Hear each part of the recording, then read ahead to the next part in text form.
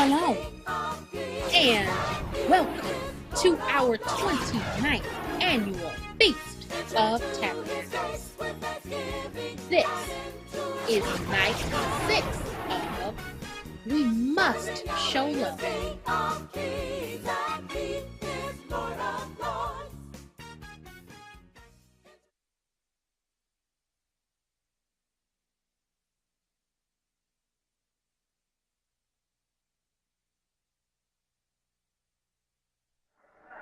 You're going to need the Bible tonight.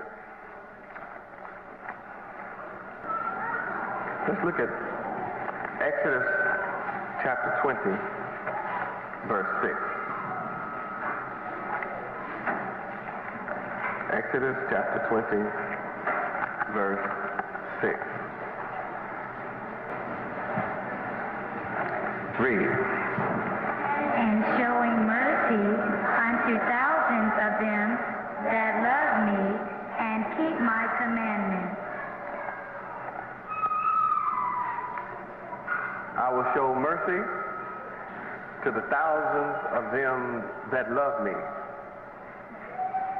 and keep my commandments. What a blessing. You want mercy?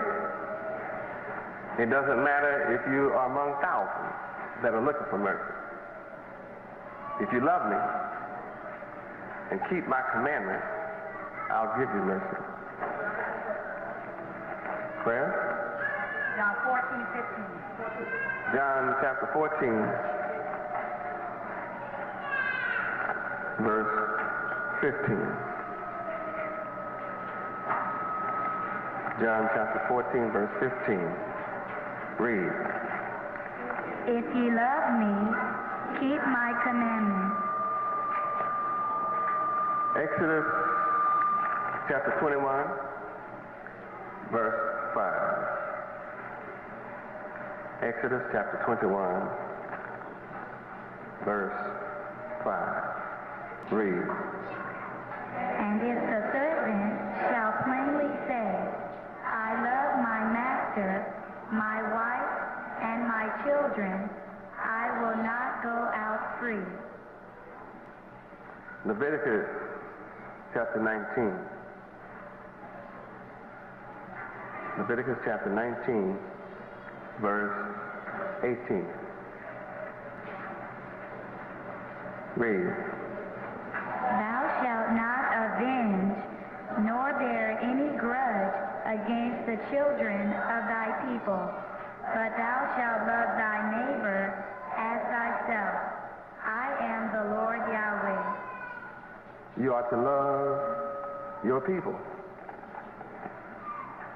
Now that's important because in America, we've been taught to hate our people. And when we come to Yahweh, we still sometimes express hatred for our people, though we are sympathetic to their condition. Yet we sometimes express hatred toward our people, and it's known by calling our people names. It's almost like we have joined the mockers of our people. Those old niggers. You know how you affectionately talk about your people? You almost continue saying yourself, niggers ain't. Niggers make me sick. You know, just all of our people get that from us sometimes without being conscious of it. And yet we learn tonight we must undo that hatred. We're full of hatred for our people.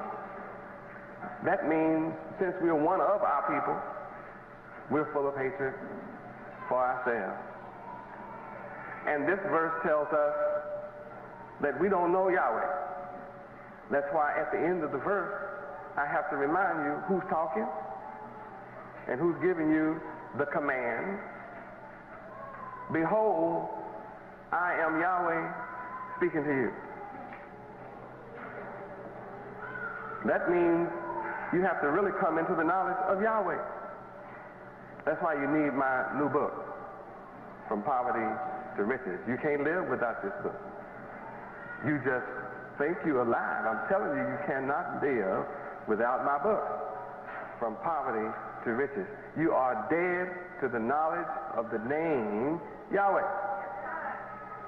You may have read a little bit here and a little bit there, but I give you more knowledge in one spot than you're ever going to search out on your own. And I verify where it's from. That makes me the world's greatest publisher on earth, the world's greatest author on earth, because I have caused the knowledge of the name to be published. As I promised in Deuteronomy 32:2-3, I'm keeping my promise. I'm keeping my vow. Although in the Bible it says King Solomon was wise concerning the name of Yahweh, yet there's no knowledge from King Solomon in the Bible of the name.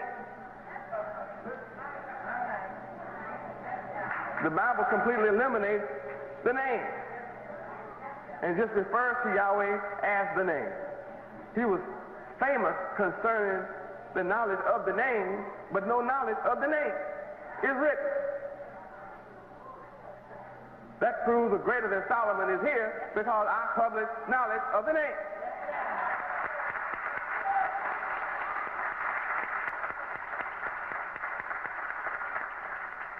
That proves that Solomon didn't reveal the knowledge of the name as I have done, because it just doesn't exist in nothing written. Glory. And what do we learn? We must learn to love our people. Israel. We are Israel. We must learn to love each other. It's just a law of Yahweh. We must love each other. And that means what?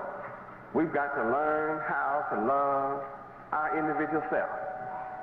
For how can we love our neighbor as ourselves when we hate ourselves? Isn't that something? Leviticus 19:34. Leviticus chapter 19, verse 34. Read. But the stranger that dwelleth with you shall be unto you as one born among you, and thou shalt love him as thyself. For ye were strangers in the land of Egypt. I am the Lord your God, Yahweh. I have to tell you again who I am. Tell you again who's teaching you this. I am teaching you this. Who am I? The Lord Yahweh. What am I teaching you? Not only must you love yourself, not only must you love your neighbor as yourself, not only must you love your people, but you must also love the stranger that chooses to live with you. Don't be so callous about or so possessive about your love. I love my master. I love my wife. I love my children. And, you want to sit back on it. See, the period came in. I should be ready for heaven now. I love my master. Who's your master? Well, whoever my master is. Could be Yahweh, could be the one I work for. I love my master.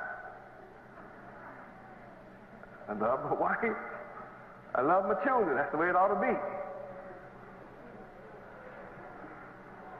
But look at what we're being told. I must also love the stranger, that is within my gate. Some so-called black people will say, well, I was taught in the church to love everybody. Yeah, you were taught in the church to say that. But you didn't love everybody. Yes, you were taught to say that in church. And that's fact. But you can look after 400,000 churches in America, 400,000 preachers in America, we still hate each other and don't love our individual self. That's why we try to destroy the things that Yahweh has personally done for us. All of our people who claim that they love everybody are busy working every day to destroy what Yahweh has personally done for them. What's an example? Your hair. You don't like your hair. Who gave you your hair? Who? Yahweh gave you the hair he wanted you to have, and you don't like his gift. So you work to destroy it every day. In fact, you make a business out of destroying what Yahweh gave you. Because it's not only do you destroy it, but you make it a business to destroy it. I mean, oh my God, Yahweh talking about my business tonight.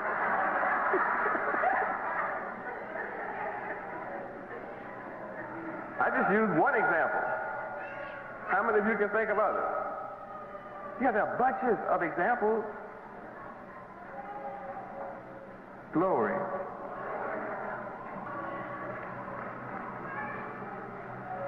Deuteronomy chapter 5. Deuteronomy chapter 5. Verse 10. Read.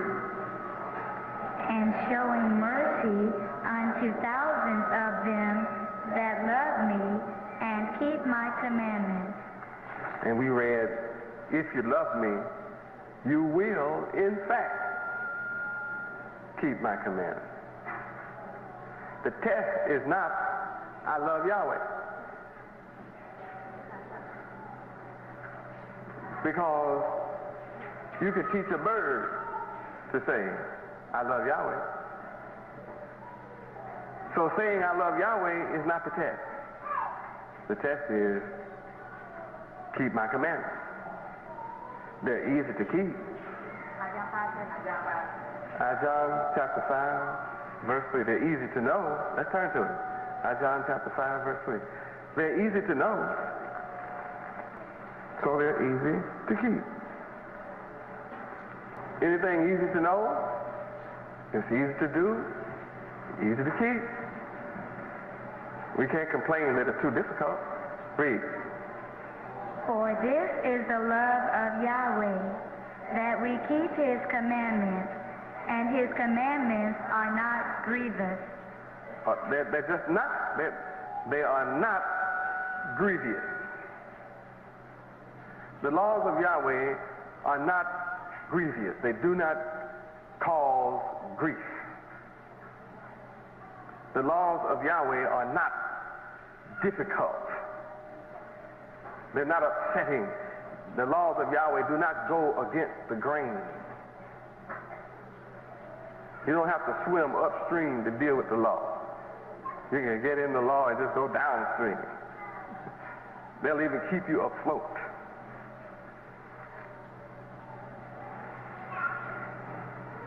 If you listen to those who don't love Yahweh, they will tell you keeping the laws of Yahweh is hard. It's hard to follow Yahweh. I've heard people say that ever since I've come to teach. Along the way, there's always been somebody around who will say, keeping the laws of Yahweh, it's hard following Yahweh.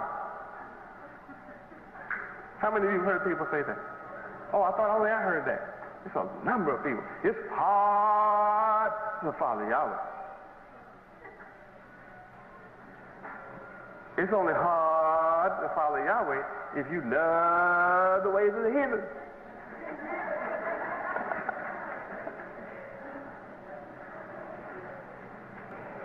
But if you are not in love with the ways of the heathen, following Yahweh is easy.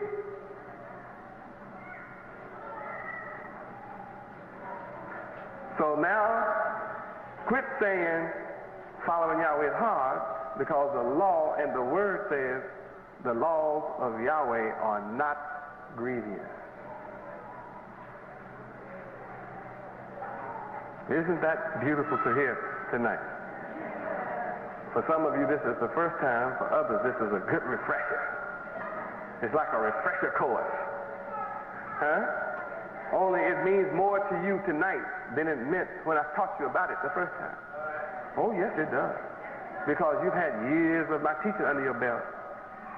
And all of a sudden tonight, this is kind of like clicking in new ways. Oh, yeah.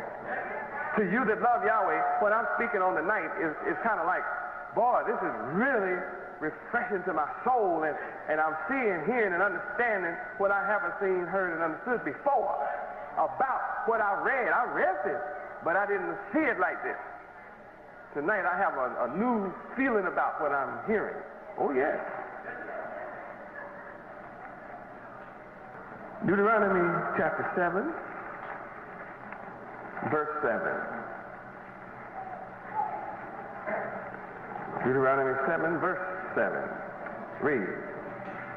The Lord Yahweh did not set his love upon you, nor choose you, because ye were more in number than any people, for ye were the fewest of all people. Now, don't get excited because somebody else has thousands and tens of thousands of followers.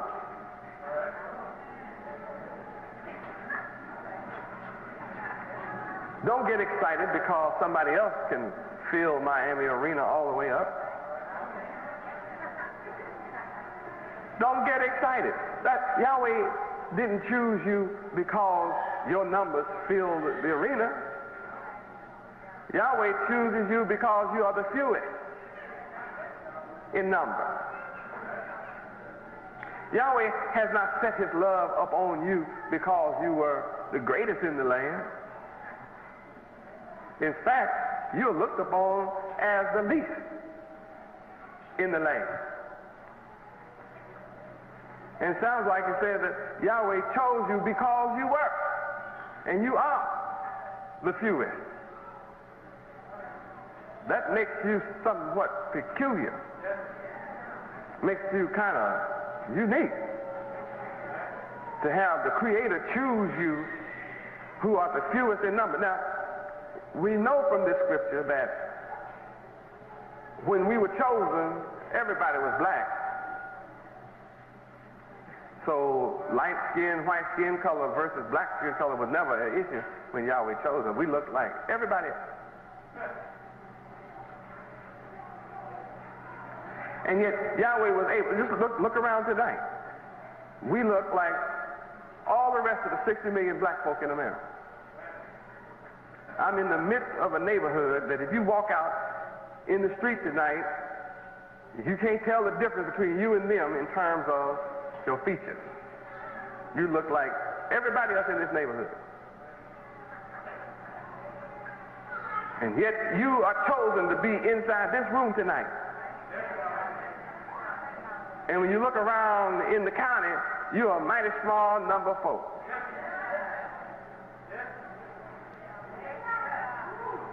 And I didn't choose the hundreds of thousands that are out here around this building. I chose a few of you that's inside.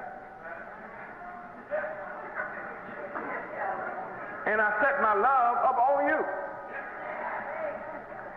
And the people that's outside have read the same literature you read. The people outside have read the same books you read. The people outside have seen my body just like you are looking at my body tonight.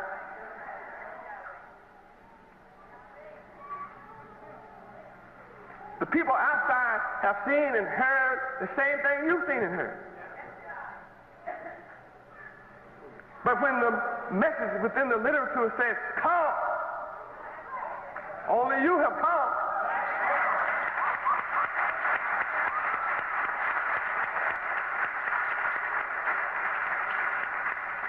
So that makes you different. There's something about you that when I call, you'll respond.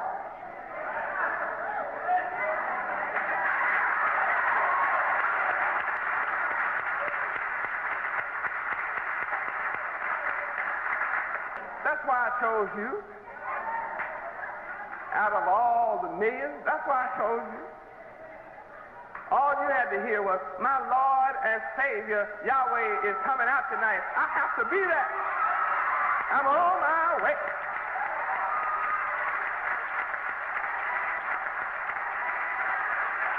And I'm glad about it.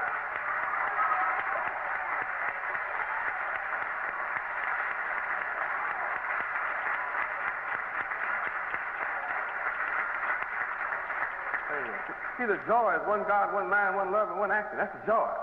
No, I'm so glad tonight that nobody in this room is here because they feel like they have to be here. You just heard I was going to be here. That's why you came. That means you want to be here.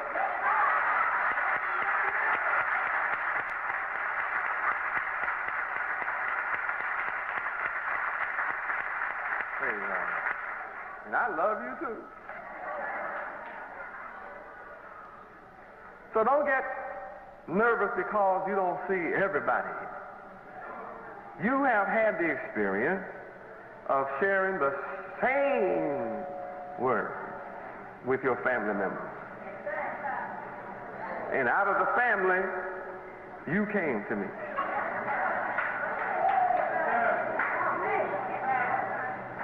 And for some of you, that was years ago. But it's a strange thing going on. I'm getting excited about the word. I better calm down just a little bit. I have 6 weeks to go. I'm really getting carried away. But the word excites me like that. It's just a joy to know you're chosen. How do you know you're chosen? Because you chose. That's all. It's not hard. I mean, am I chosen? Well, the question, all I have is a question. Did you choose? So if you chose to be here, then you were chosen. That's all to that. That's easy, isn't it? Don't walk around full of doubt. Yahweh, Yahweh, do you think I'm chosen? Thank you. And I say, well, brother, sister, son, or did you choose me? Or did somebody send you here? If somebody sent you here, maybe you have a problem. But if you came here on your own, you choose me, then yes, you're one of the chosen. If you love it around here, you love the law, and you love the teachings of Yahweh, and this is your life, and whenever you hear a new revelation, it brings joy and rejoicing to your soul, and it makes you alive, then you chose.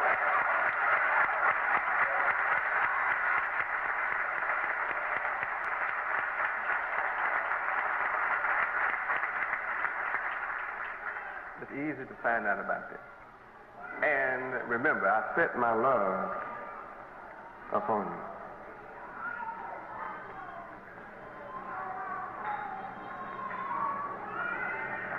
Did we read Deuteronomy chapter 6, verse 5? No, sir. Let's read it. Deuteronomy chapter 6, verse 5. Read it.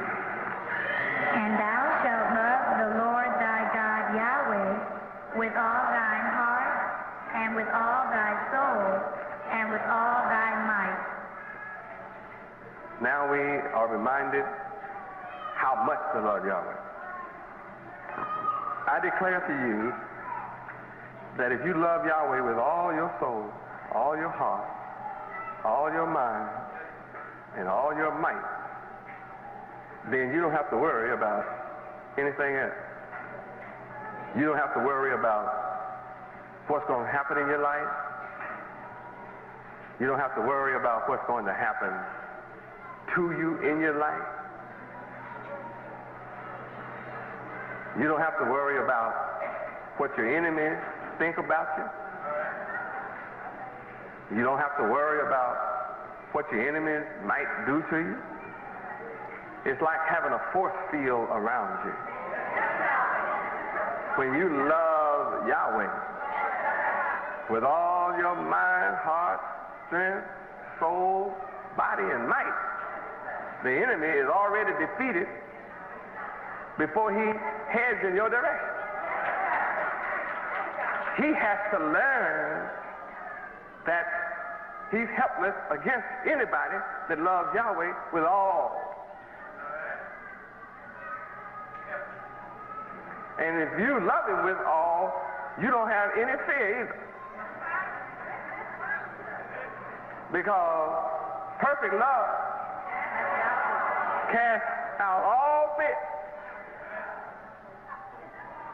So all you need is perfect love of Yahweh.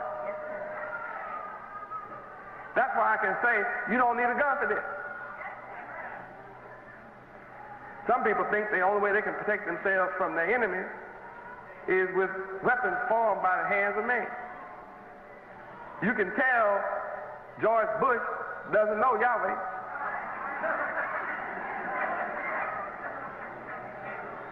It's obvious to the world. This man doesn't know Yahweh. Neither does he love Yahweh with anything, because he's trusting in the military. See, it's just beautiful to come into the knowledge of Yahweh and understand we can put our trust in him. Yes, that no matter who the enemy, how powerful he looks, or what he says or does, we can rely on Yahweh to deliver us.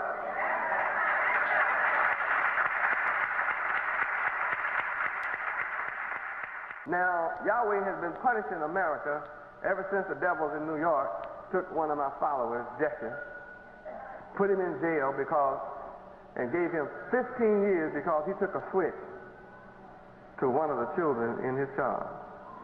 Gave him more time than people get for killing folks. And every time he'd go up for parole, they would just reject it. You still believe in Yahweh? He said, yes. So the parole denied. Every time he'd come up, every 6 months or a year, parole denied. You believe in Yahweh. So this time, they had the nerve, 2 months ago, within the last month or two, they wrote in black and white at the bottom of his request for parole when he went up, as long as he believes in Yahweh and refused to deny Yahweh, his parole will be denied. In black and white. They wrote it down. That's the height of arrogance. Now, I've been telling him, be patient. Because Yahweh said some of us would be put in jail for 10 days, and don't give up the faith in Yahweh. They are actually telling him you can have your freedom if you'll deny Yahweh. Some people would say, well, if that's all I have to do to get out, I love Yahweh, but I'll say that just to get out. No, if you deny Yahweh before men, Yahweh will deny you before his Father.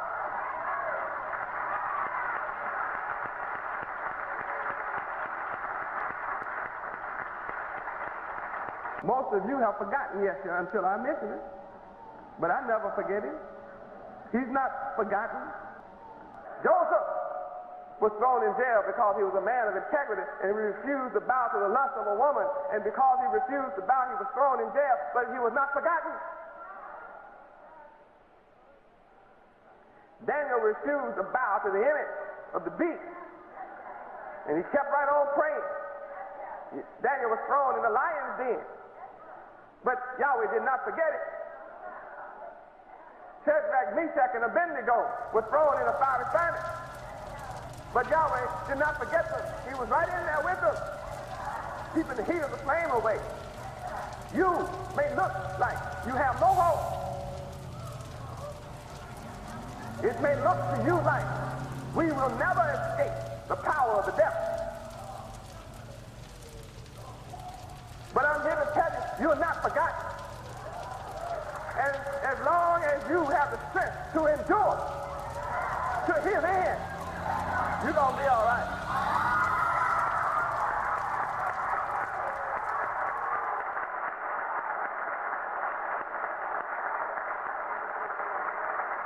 Praise Yahweh. For all of you that's been with me these last 10 years, many of you have seen thousands of people that have come here to me. and they learn the scriptures just like that, and they can repeat scriptures just like that. I mean, they can give you a scripture, I don't care where it was in the Bible, in 3 seconds. I used to time them in 3 seconds. They can tell you where anything was. You're talking about run swift. They ran faster than anybody else could run. But they're not in the race today. I saw some come and they stood up strong. And they told everybody, I'll never leave. I'm never going nowhere. I'm strong. I'm running this race because I'm strong. And they're gone. They're out the race today. Huh? Yeah, they're not in the race with Yahweh now. Swift are gone. Strong is gone.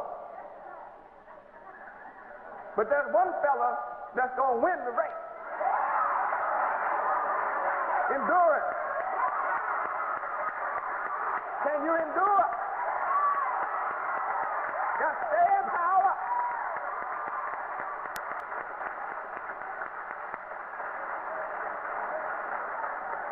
See, the ones that's going to live in heaven with Yahweh are the ones who have the strength to say and to do and to be. The one who endures to the end. Say, I'm going to stay. See what the end is going to be. I'm going to stay. See what the end is going to be. You can't make me leave before the end. Man, I got to see the end of this thing.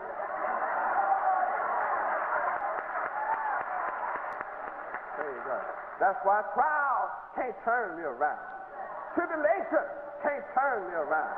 People casting my name out as evil can't turn me around. People getting down on my case can't turn me around. People telling lies on me can't turn me around.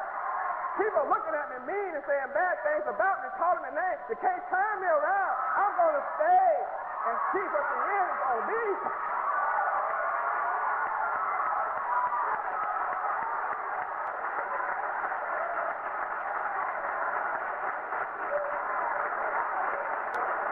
I just want to say, if Mama doesn't want to go, just don't hinder me. If Papa doesn't want to go, just don't hinder me. If my children, if you don't want to go, just don't hinder me.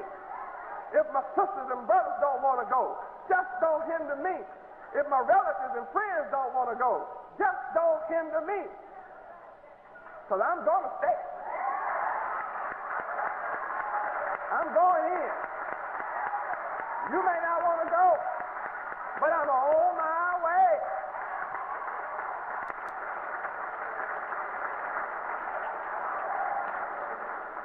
It's something to love Yahweh with you all. It's exciting. Deuteronomy chapter 7, verse 13. Deuteronomy 7:13. Read. And he will love thee, and bless thee, and multiply thee. He will also bless the fruit of thy womb, and the fruit of thy land, thy corn, and thy wine, and thine oil, the increase of thy kind, and the flocks of thy sheep, in the land which he sware unto thy fathers to give thee. Now that's a lot of blessings that follow Yahweh's love for you.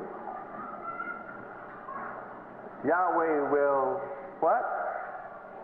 Love you? Huh? Is that what it says? Yahweh will love you,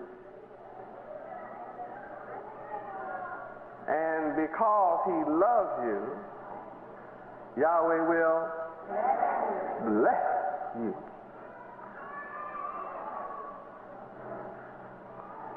I have to go with a man like this. Don't you? I mean, my people love the enemy who curses them. Think about it. My people love people who curse them and hurt them every day. But here is a man, Yahweh, that loves you.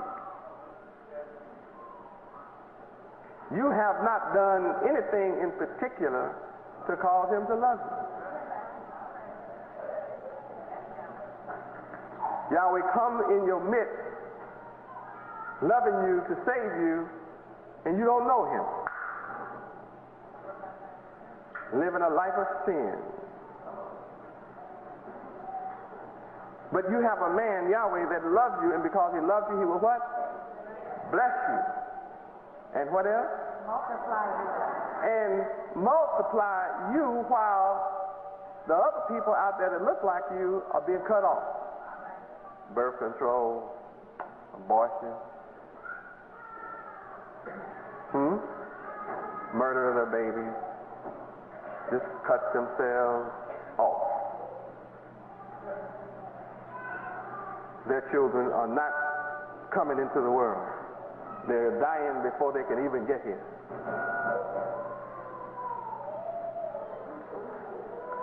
But here's a man that loves you, and because he loves you, he will bless you, and he's multiplying your children. We just having children right and left. Well, if things continue this way, we'll soon be the only population in America that looks like us.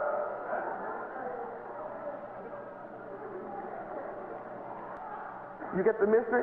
See, don't worry, it was only 8 after the flood. A lot more than 8 right here, isn't it? I got a bunch sitting up here just waiting to get loose.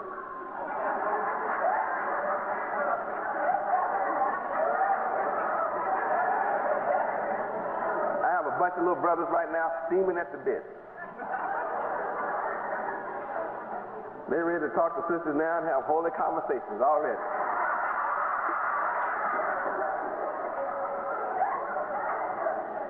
You talk about they ready to do what Yahweh wants, multiply. So Yahweh is not suffering from people who want to carry out his will. I got a bunch of little brothers ready to carry his will right out. You need multiplication, Yahweh? I am good at math.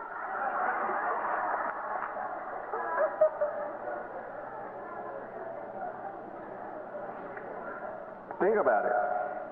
Those who love Yahweh are going to be fruitful and multiply and have plenty of children.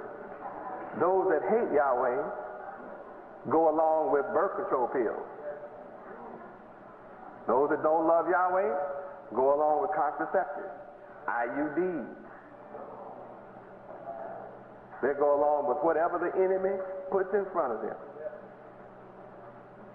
because they want to have a good time according to the enemy. And when you look at the good time that the enemy promotes, it's all death. All that the enemy promotes as good time, look at it. It's death. Smoking a cigarette, he shows you people coming on up to some cigarette. Some people will walk a mile for a cigarette. Some other people would rather fight than switch from cigarettes.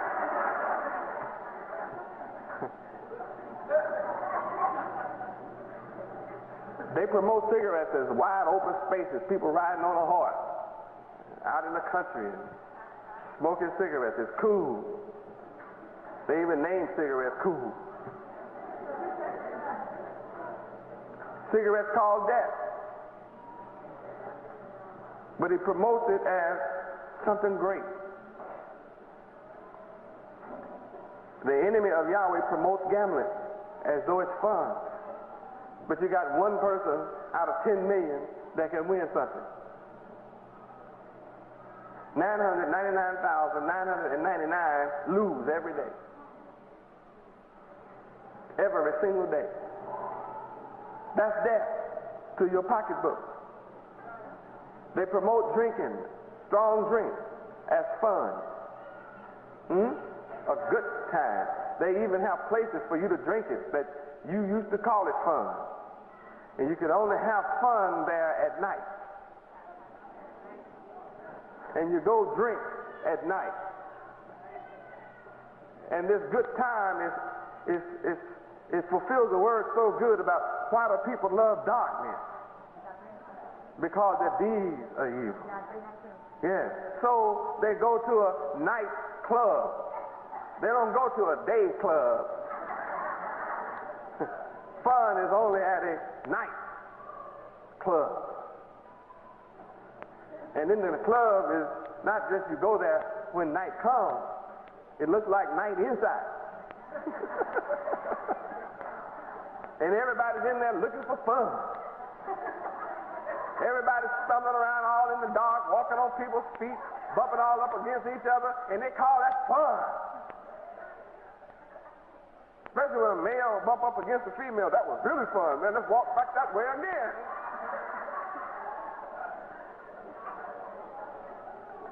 Men having fun all in their faggots bumping all up against you.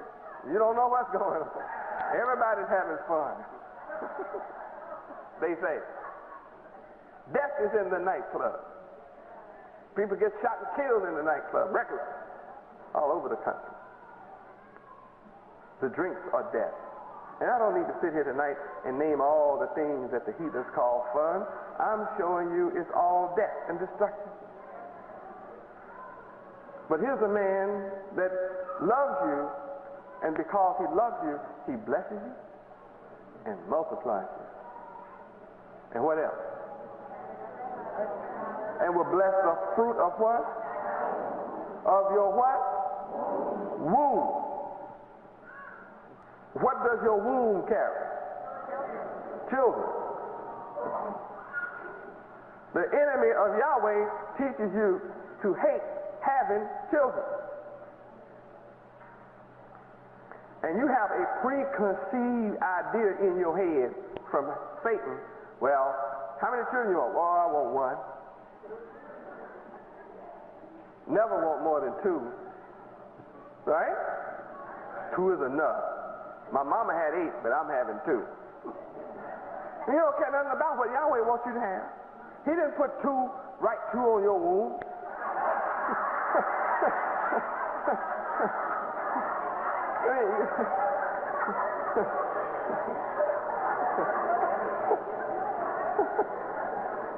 You would think that a surgeon could open you up and look in there and say, yep, you just gonna have 2. Yahweh already wrote it down.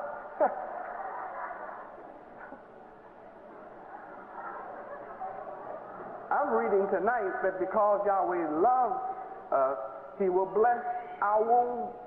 He blessed the womb and what the womb carries in it. Therefore, having children in Yahweh is a blessing. And it doesn't do you any good to wish you could have a kid.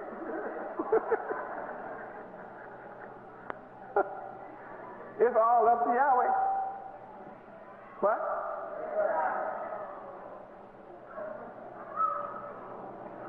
So when your womb can open up and have one, it's a blessing from Yahweh. What else will Yahweh do for you? Because he loves you. Bless the fruit of your land. Your land. Your land. You hear it? Yahweh will bless the fruit of your land. And you have just woke up in Yahweh without control of your land. Here's a man that loves you, ready to bless the fruit of your land, and you without the consciousness of your land. Or when you become conscious of Yahweh, you don't have control of your land. This proves a mighty statement. That since Yahweh is ready to bless the fruit of your land, and you are now resurrected without the control of your land, look what Yahweh is about to do for you. What is he about to do? Give us land. That's ours, and we have control over it. Now that tells you why your enemy is after me, trying to stop me. Look what I'm waking you up to. Your land. The people that control your land don't ever want you to wake up to the knowledge of your land. Because the moment you wake up to the knowledge of your land, you're going to want it. Oh yeah, you want what's yours. Sure. I may act like I'm not interested right now. I've never lost my interest. I came to you teaching about our land. I've never lost my interest. I just act like that.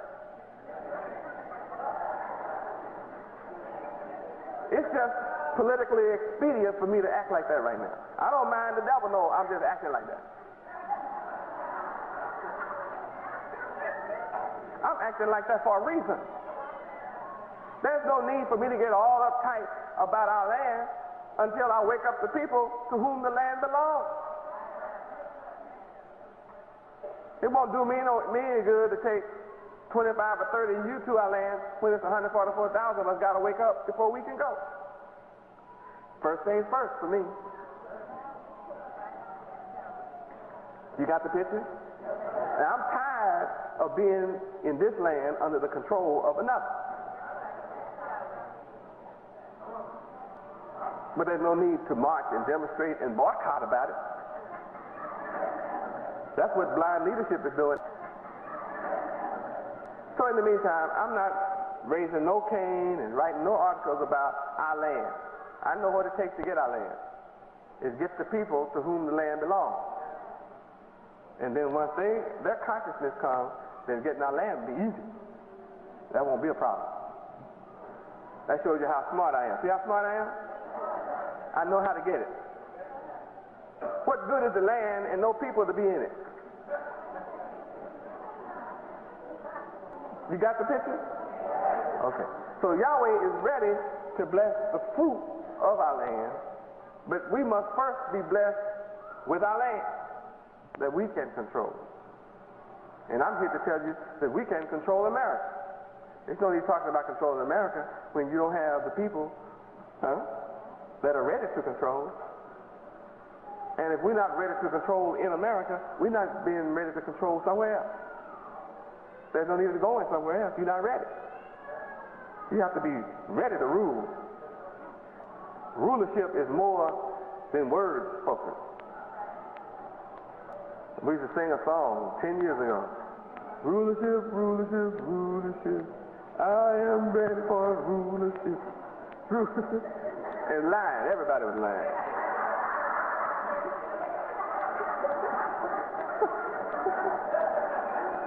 Nobody was ready. Just lying. Just singing a song. What else are Yahweh going to bless besides the fruit of our land?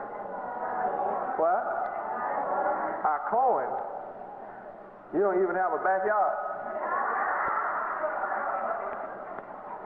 Corn does not grow on asphalt.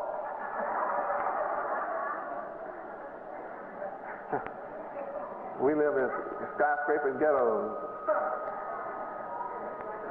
Don't have 5 feet of dirt nowhere around the building.